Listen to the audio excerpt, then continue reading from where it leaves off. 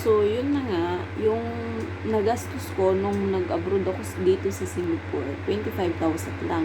Yung 25,000 yun, hindi naman yun buo eh. Kasi, pabalik-balik ako.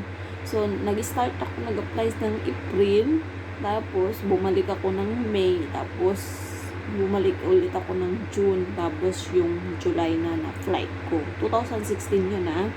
So, ang binayaran ko noon is yung sa medical ko, tapos yung sa body check-up, tapos meron yung sa parang yung TESDA na sinasabi na, alam mo pag mag-abroad ka, pagkatulong yung kukunin mo, kahit na college level ka o high school level, dadaan ka sa TESDA noon. Pero hindi ko na alam ngayon kung ano yung patakaran kasi noon yun sa amin.